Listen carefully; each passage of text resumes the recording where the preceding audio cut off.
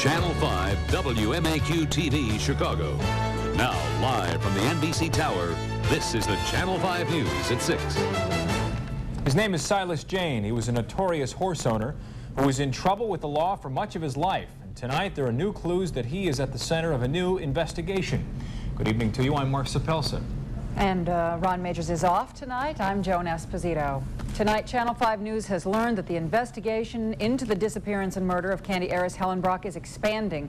Sources close to the investigation say prosecutors are developing information that could lead to charges in at least 5 unsolved murders and several cases of arson. And we've learned the investigation centers around Silas Jane. Marianne Ahern is live in the newsroom with details. Marianne? Joan, although he is not cooperating with the government yet, Richard Bailey may not like the prospect of spending the rest of his life in jail. At least that's what investigators are hoping. And if Bailey isn't talking, others apparently are. And that's why the federal government is so hopeful. The indictments released last week are just the tip of the iceberg. The indictments released last week by the federal government are just the beginning of a wide-ranging probe of the horse industry.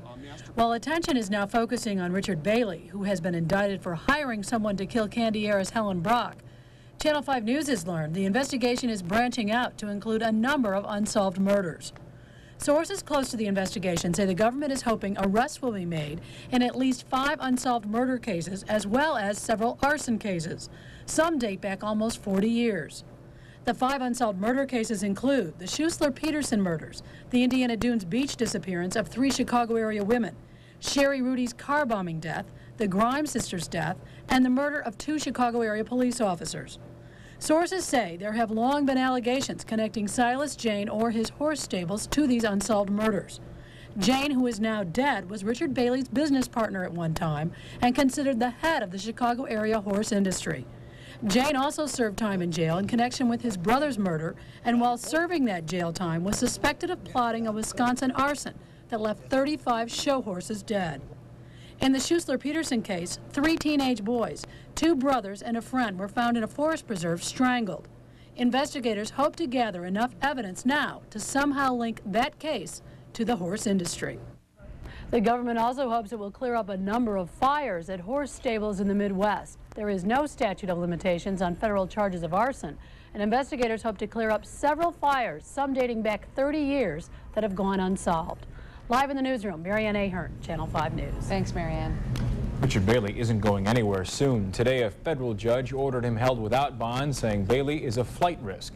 During the court hearing, Bailey's ex-wife said she was willing to take Bailey in if he were freed on bond. Dr. Annette Hoffman says, despite her belief that Bailey lied to her at every turn, she doesn't think she was used by him.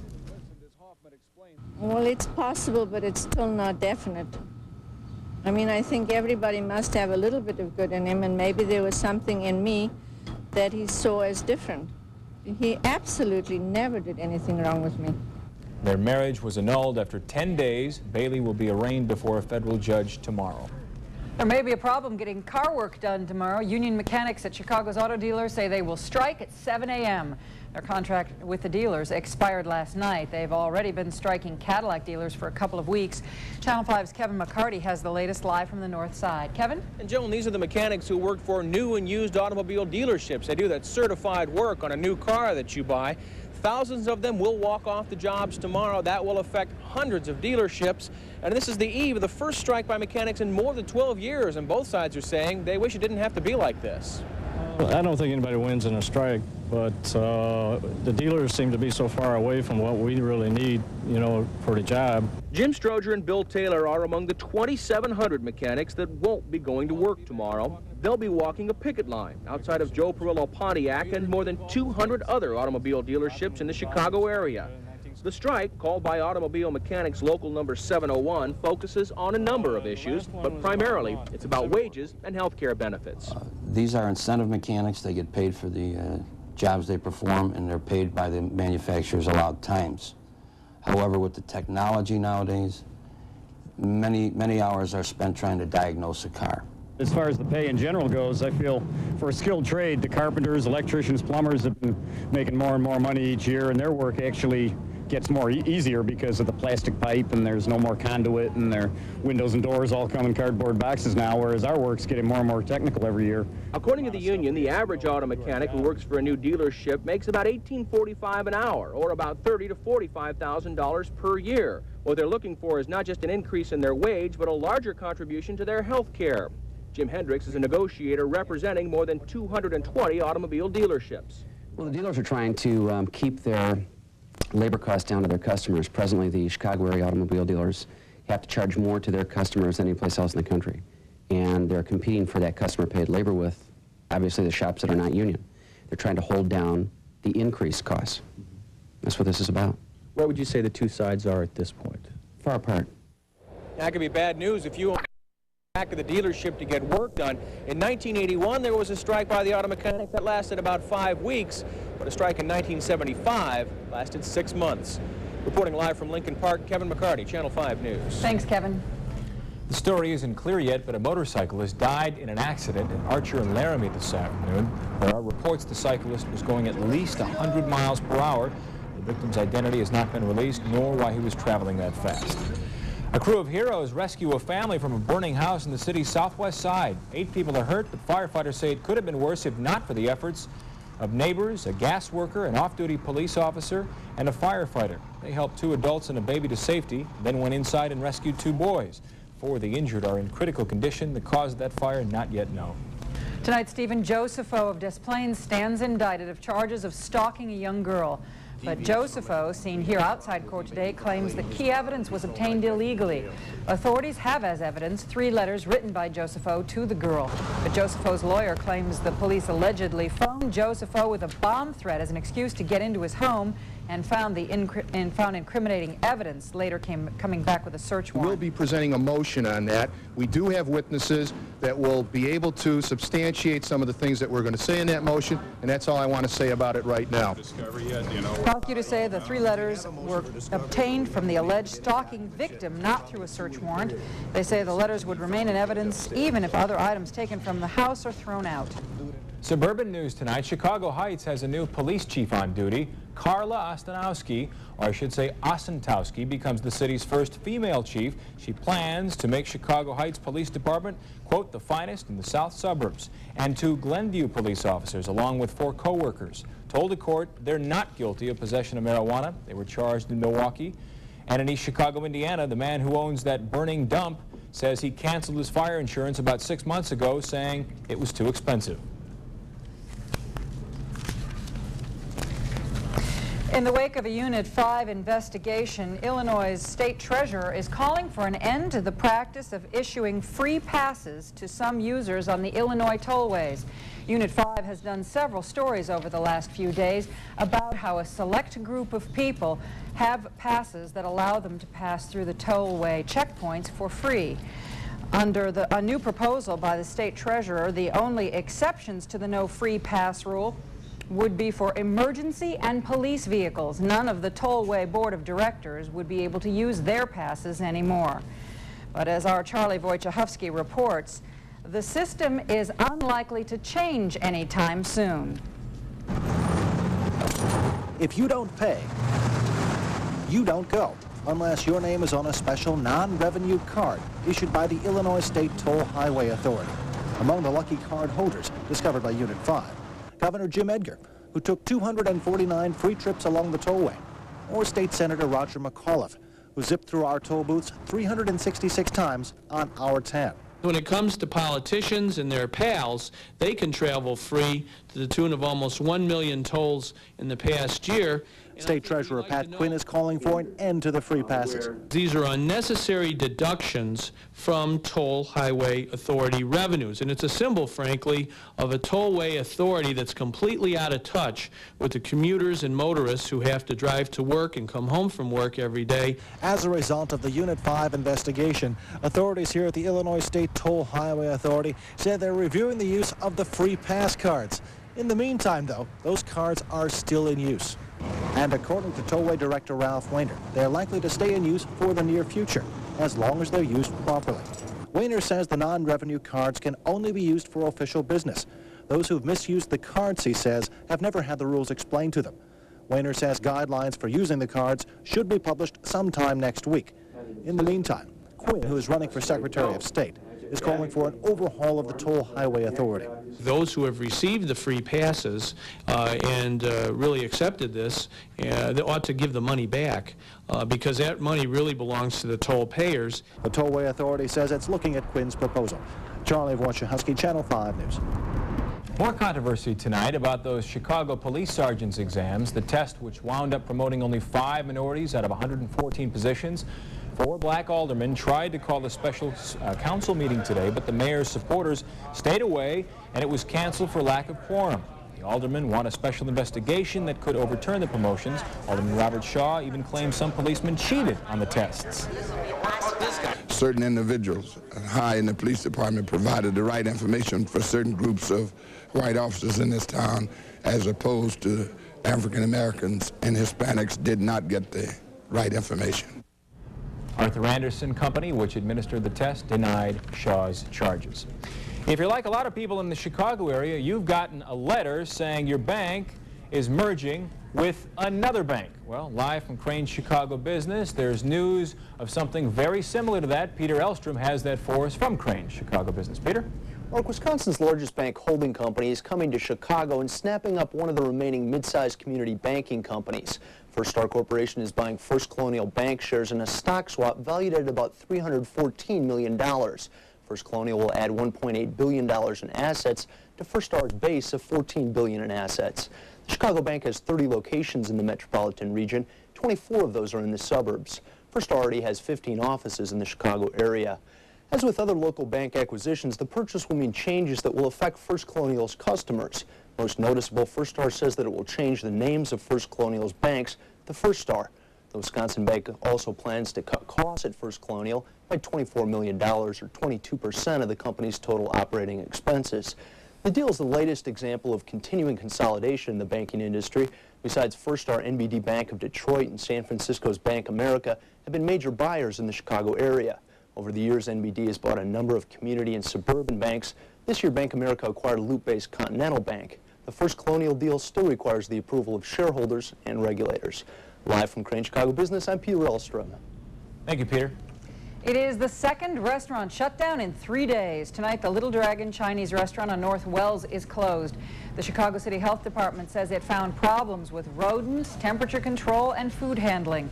They say there was cross-contamination of cooked and raw food. The Little Dragon will remain closed until those violations are corrected. And there's an uncertain future tonight for the first restaurant closed, a Wendy's restaurant in the Loop that was also shut down for health reasons. That fast food restaurant on West Washington was closed Saturday night.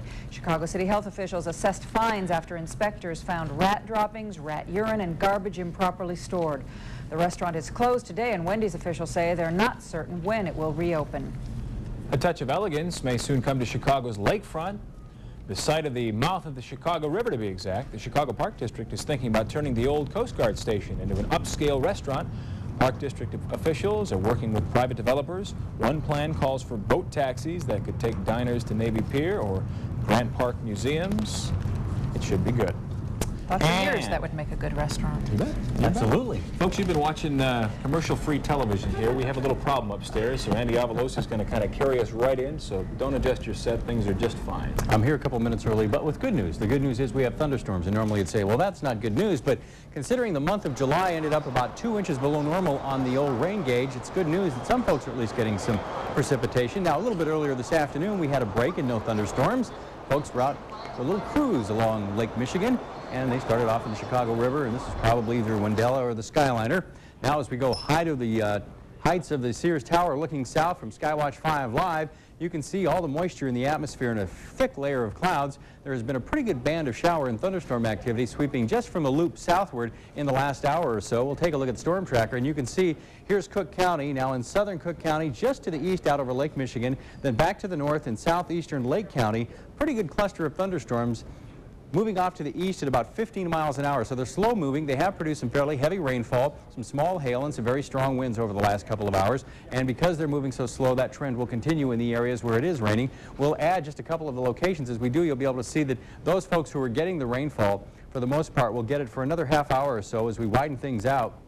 you can see there's not a whole lot more activity to the north of us. So once this band passes through in the next 2 or 2.5 hours, things should settle down and be fairly quiet. Satellite picture really shows the bright clouds, high tops on these thunderstorms as they sweep through the area. Only about 20 to 30% aerial coverage. In fact, most folks not seeing a thunderstorm at all this evening. And here's a wedge of cooler air that you see in the 70s, but O'Hare has now popped up to 86 in the last hour. That's the warmest reading so far today. As we zoom in on our temperatures, you can see to the north where it is raining in Libertyville, it's 77. Down to the south and east at the lakefront in Porter where it was raining, temperatures are in the 70s. Tonight, readings will drop into the mid-60s through most of the area. We rebound tomorrow with a little less humidity and a little bit cooler, although we'll still be in the 80s tomorrow, and a weak onshore breeze will keep temperatures along the lakefront a little bit cooler. Widening things out on the national scene, spotty, bright clusters of clouds, an indication of powerful thunderstorms from Montana all the way down to New Mexico, then pushing eastward along the Illinois, Missouri area, then down throughout the Gulf Coast from Florida, then northward into the New England states. Plenty of scattered shower and thunderstorm activity. Ours will come to an end in a couple of hours. The forecast in print form then for the rest of the evening. If you're going out and about, tote the umbrella just to be safe. I think the Cubs game will get in without a problem. You may see a few drops of rain, but otherwise just some scattered storms for the next couple of hours. Otherwise just warm and humid conditions, temperatures gradually dropping into the 70s for everybody. Overnight, partly cloudy, mild, still a little muggy as temperatures drop into the mid to upper 60s. With that weak trough passing through the area, the winds will shift from the southwest to the northeast at about 6 to 12 miles an hour. Then tomorrow we'll start out with quite a bit of haze, but it'll be mild under a partly sunny sky. Temperatures should be in the upper 60s to near 70 through most of the area with a light northeast wind off the lake. The 5-day outlook for tomorrow shows a really nice day for us. We will build some cloud cover again as the afternoon wears on, but I expect the day to be dry. Tomorrow's high 82, but in the mid-70s along the lakefront. Wednesday looks like a fairly decent day. We may get about a 20 or 30% aerial coverage of thunderstorms Wednesday, a better chance on Thursday, and then much cooler and drier areas we head into Friday and Saturday. So a settled, unsettled weather pattern. So the storm should fade in the next couple of hours. Very quiet this evening and more tranquil tomorrow. Okay. Great. Thanks, Andy. Well, any murder is tragic, but the rising toll of children being killed is worst of all. Inner-city hospitals that used to treat children for colds and flu are now seeing cases of a deadlier disease, the disease of gun violence. Channel 5's Beth Spacuzza has more on the Bernard Harris shooting overnight and on the hospitals that treat wounded children. Gang gunfire hits its third victim, Bernard Harris, in the South Side neighborhood. Yet another casualty in what some call an epidemic of violence. Bernard Harris was here at the 5400 block of South Damon last night. His father ran into the corner food and liquor store to run a few errands, while Bernard sat out here in the truck. That's when a stray bullet hit him once in the head. Rival gang crossfire on the city's west side injures 11-year-old April Smith and 5-year-old Valera Suggs. That shooting happened Saturday night as the girls played on a front porch. Now, those who see the victims first and at their most critical stages say gun violence is driving more and more children into their ER rooms. Weiler's trauma room surgeon Dr. Mindy Statter says of 500 trauma cases in 1992, about 50 were children with gunshot wounds. About 5 of those children died. In the late 80s, though, she says her ER saw half as many incidents. Statter says the problem is now twofold. First is with the prevailing mentality among today's youth. It's the mentality that's become commonplace. It's accepted among adolescents that it's a rite of passage to be shot. The other is what she calls Washington's hang-up with the bans on assault weapons only. The biggest instigator of these injuries is the plain and simple handgun. She says she'd like to see more attention directed at handgun control and also more involvement in local programs like the Help Network, set up through Children's Memorial Hospital to boost public awareness of gun control and violence prevention. And I think it's very hard to raise a child, and parents need all the help they can get, and we have to provide that support. Beth Spacuzza, Channel 5 News. There was a new confrontation today outside the Florida abortion clinic where a doctor was shot and killed Friday. It came as federal marshals were assigned to protect abortion clinics in 3 states. Mark Strassman reports. This is what we're about. We're about life, not death. Anti-abortion activist John Burke sparking more pandemonium in Pensacola about the abortion issue. This is what we're against. Killing, whether it's born or unborn. Abortion rights activists jeered Burke, hooting him down and hounding him as he left. Another anti-abortion activist, Paul Hill, is the accused murderer, charged with killing a doctor and his escort outside a Pensacola clinic on Friday. Are they going to be allowed exactly to terrorize women? Are they going to be allowed to kill doctors? This is not about free speech. Outside that same Pensacola clinic today, federal marshals are on patrol, as they are outside this clinic in Melbourne, Florida, as they are in Fargo, North Dakota, and in at least a dozen clinics across the country. The worry is copycat crimes and a possible conspiracy of violence against these clinics. It's good that they've sent in the federal marshals now, but Reno needs to keep investigating this network of terrorists and be proactive about this so more doctors don't die. Many local clinics have long sought a buffer zone of protection for their employees and their patients. They see and hear the protesters as increasingly vocal and in some cases violent. We don't have any problem with them out here protesting. I just think that when they're here, they see patients come in and out of the facility. I think that it adds anger to them and makes them do things that they wouldn't normally do.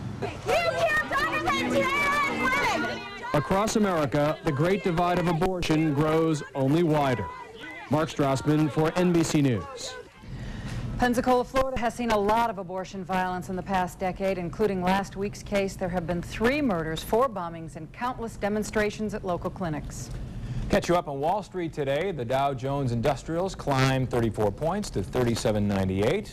Moderate volume. NASDAQ, the index rose 2.69 to 724.85. And Crane's Index of Chicago Business also rose nearly 4 points today. Tonight at 10 o'clock, the 1-800 numbers that lead to 1-900 numbers. How the phone sex industry is keeping one step ahead of regulators. Plus word today that Michael Jackson and Lisa Marie Presley really are married after all. The tales of the statement from the newlyweds tonight on the Channel 5 News at 10. Well, that was like a corporate merger, wasn't it? Yes, it was. He owns the Beatles. He's got the Beatles catalog. Right. She's got the Elvis catalog. They own all the music in the world. Let's not panic. Let's do the sports. We're doing this for free, aren't we? Yes, we are. This is commercial free today. All music all the time. Yeah. The clock is ticking, though. Baseball owners and players now have 11 days to cut a deal. They'll resume talks tomorrow. Meantime, got a letter from an organization called Strike Back, hoping that for everyday players strike, fans will strike 2 days after the strike is over. Another group called Fans First wants the fans to strike the day before the players go out. Ted Turner wants President Clinton to order government arbitration. Jerry Reinsdorf, a lot of hugging going on, says he'll live with the current agreement, but I don't see any real hope of avoiding the strike because I don't see any movement on the part of the union, and I know that the clubs are not going to move. I mean, you have 19 people who are desperate, and they've got to have a change, and if they don't get a change, they're not going to give up. In Platteville today, both Lewis Tillman and Tom Waddle returned to practice, while Dave Wannstedt announced that Chris Gedney will start at tight end against the Eagles Friday night. And Dave pulled a Ditka today. Wannstedt really testy with his offensive line. The coach did like the big hole they opened for Tim Worley right here, but when they kept jumping off sides a short time later, he just jumped all over them. 3-0, hut! Back to the huddle. Have some discipline. Let's go. Come on. Give me another right guard now. Right now. Clock. Turn down. 0. Hut. Back to the huddle. For us to be a good football team, we have got to play error-free football. I mean, we don't have the talent to go out there and jump off sides and put the ball on the ground and line up and beat a good football team. And so we're going to have to eliminate all those mistakes. And as I told the players, there's no such thing as a small error. I mean, an error is an error, and every one is costly. Indeed. Well, say it ain't so, Mario. Broadcast reports out today say that Pittsburgh superstar Mario Lemieux will sit out the entire upcoming NHL season, still weak from battling Hodgkin's disease and those chronic back problems. No word yet from Mario himself. The Penguins are not denying the report. They love him. He's their guy, and later this week, the Bulls will make Tony Kukoc the highest-paid player in franchise history, tipping the waiter with a multi-year deal worth more than $4 million a year. I guess Purvis Ellison isn't good enough to play here. He officially signed with the Celtics today, who have now put together a decent bunch of new faces. everybody knows that this is definitely a winning tradition. So I'm going to come here and basically I'm just going to work as hard as I can and to help improve the ball club. It was a tough season last year for the Celtics, but I think with the additions of Dominique, myself, and Blue Evans and other guys, I think the guys that we have, the nucleus that we have, I think we could be a pretty good ball club. Last night out in Oakland, Dream Team 2 crushed the USA's Goodwill Games team off the Reggie Miller misfire. Shaq is there to slam it down with college kids hanging all over him. O'Neal had 18 points. And how about KJ? He lost the ball, got it back by blocking Tyus Edney from behind, takes it back all the way for the lay-in, and the Dreamers win it going away by a final of 113-75. Big improvement from the first exhibition game to this one. We still haven't hit our stride yet. We can play a lot better than we're playing. I think we will play a lot better than we're playing. We should. Briefly, the Sox are off tonight. The Cubs host the Marlins. Albert Bell began serving his 7-game cork bat suspension today. After battling his own cancer for the past 10 months, Paul Azinger is scheduled to return to the PGA Tour this Thursday in the Buick Open.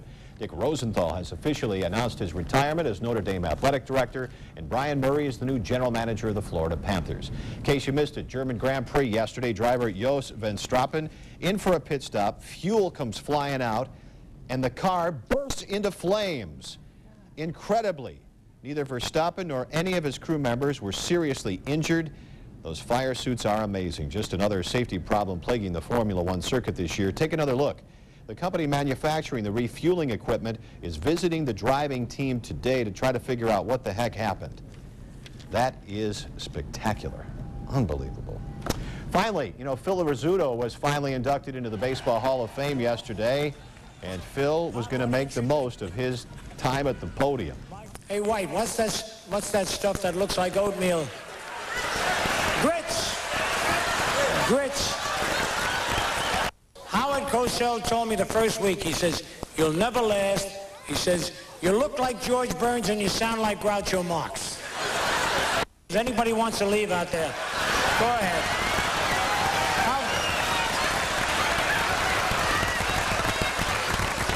Bench and Barrett. I'll tell you, they take too many foul balls in the mask. I think Phil took a few foul balls without a mask. You know, it's interesting. I was reading an interview he gave, and he said, because, you know, he's been a very successful baseball broadcaster for years, and he said that if the only way he could get into the Hall of Fame was as a broadcaster, he didn't want to go at all. Well, he's been campaigning for years and years to get in as a shortstop. He sort of had the numbers. I mean, I guess you could make a Pee-wee play Woods for him. had similar numbers, and he got in years Yes, he ago. did, Joan. You little baseball dictionary, you. The Scooter, you got to let him in. He's the second broadcaster to say, holy cow. Actually, I think there might have been a first. Halsey Hall, way back in like the 30s and 40s. Said, holy well, you guys are a lot older than I am. No, wouldn't know. Thank you, Got Mark. any commercials? Yeah, No. I think we have some commercials now. Do we? Yeah. Well, and you're gonna have to pay now for all those commercial-free minutes you had before. That's it for nonstop news, weather, and sports. We'll see you tonight at 10. Have a good evening. Good night. Thanks for putting up with it.